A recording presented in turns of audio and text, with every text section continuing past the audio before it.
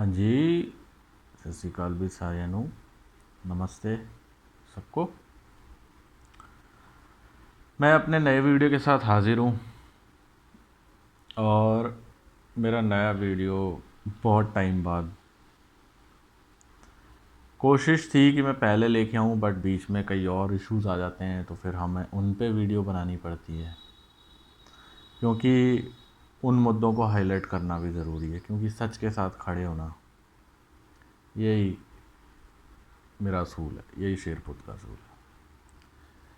आज एक और हिस्टोरिकल वीडियो, और आज का हिस्टोरिकल वीडियो मैंने आपसे पहले थोड़ा एक वायदा किया था कि मैं लेके आऊँगा मिहिर भोज पे। मिहिर भोज, राजा मिहिर भोज जो हुए हैं भारत के बहुत महानतम राजा, 50 साल जिन्होंने भारत पे राज किया, कश्मीर से लेकर कन्याकुमारी तक, और वहाँ पे सिंध से लेकर बंगाल तक उनका राज था, पूरे भारत पे लगभग। जी हाँ दोस्तों, एक डायनेस्टी हुई है, एक वंश हुआ है जिसको क्या बोलते हैं गुर्जर प्रतिहार, या आप कह सकते हो कि गुर्जरों के बारे में काफ़ी कम लोग जानते हैं। जिन्होंने गुर्जरों के बारे में लोग सुनते हैं ना, भाई देखो गुर्जर, हम लोग देखते हैं जैसे राजपूत हैं, जाट हैं, तो ऐसे गुर्जर भी हैं। ठीक है, तो गुर्जरों के बारे में या गुर्जर किसी योद्धा के बारे में आपने बहुत कम सुना होगा। तो ये वो डायनेस्टी है जो कि कह सकते हो कि पूरी गुर्जरों पे आधारित है। इसकी फाउंडेशन, इसको स्थापित किया था नागभट्ट वन ने, जिनका नाम था नागभट्ट प्रतिहार। ये वही नागभट्ट हैं जिन्होंने जब भारत पे अरब इन्वेजन, जब भारत पे अरब आतंककारियों ने आक्रमण शुरू किए थे, उनमें से जो तीसरा जो इन्वेजन था, या तीसरा और आखिरी, उसमें नागभट्ट ने इनको 2-3 राजाओं के साथ मिलके, नागभट्ट, पुलकेशिन, ठीक है जी, आपका जयभट्ट, और अब आपके हो गए ये ललितादित्य। तो ये जितने भी राजा थे, इनके साथ मिलकर वो सारा इन्वेजन ख़त्म किया था, जिन्हें मलेच इन्वेजन भी कहते हैं। मलेचों को हटाया था। ये एक पूरी एंटी अरब कन्फेडरेसी बनी थी, जिसमें नागभट्ट, एक जो कि गुर्जर प्रतिहार वंश के स्थापक थे, उसमें वो थे। तो आज मैं उन्हीं की बात कर रहा हूँ। गुर्जर प्रतिहार, बेसिकली ये वर्ड कहाँ से आया? गुर्जर प्रतिहार, प्रतिहार जो होते हैं, प्रतिहार जो हैं, ये लक्ष्मण जी के वंशज हैं, जो राम जी के जो भाई थे। तो वो क्या करते थे, लक्ष्मण जी अपने भाई को प्रोटेक्ट करते थे एज अ चौकीदार या डोर कीपर बन के, जिसे प्रतिहार बोला जाता है। तो वहाँ से ये प्रतिहार अक्षर निकला है। तो लक्ष्मण जी के जितने भी वंशज थे वो प्रतिहार के लाए, और वहाँ से फिर गुर्जर प्रतिहार डायनेस्टी है।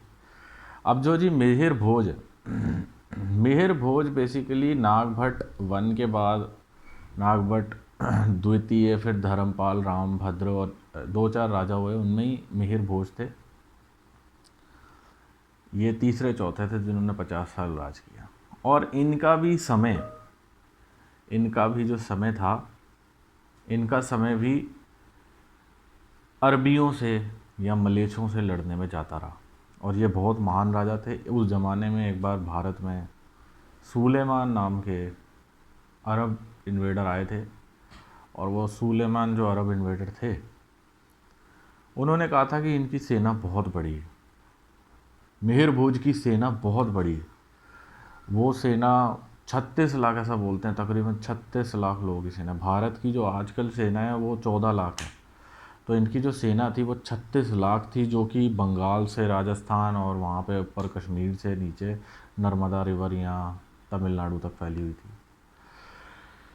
इन्होंने बहुत लड़ाइयाँ लड़ी, और कह सकते हो कि जब तक ये रहे तो अरबों को भगाते रहे।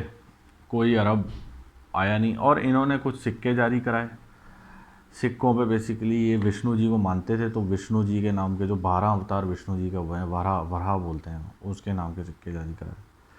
लेकिन मेरा आज ये वीडियो बनाने का एक रीज़न ये है कि ऐसे महान राजा हुए, ऐसे महान राजाओं के बारे में कई ऐसी हिडन डायनेस्टी, जैसे गुर्जरों का कभी हमें पता नहीं लगा कि क्या शुरू होता है, राजपूतों के बारे में पढ़ते हैं, जाटों का पढ़ते हैं, सिखों का हमें पता ही है, मराठों का हमें पता ही है, लेकिन ऐसी कई ऐसे वंश हुए जिनके बारे में हम नहीं जानते, जिनमें से एक गुर्जर वंश भी है। तो गुर्जरों का भी बहुत इसमें सहयोग रहा भारत को मलेच्छों से या इन्वेडर से प्रोटेक्ट या बचा के रखने के लिए।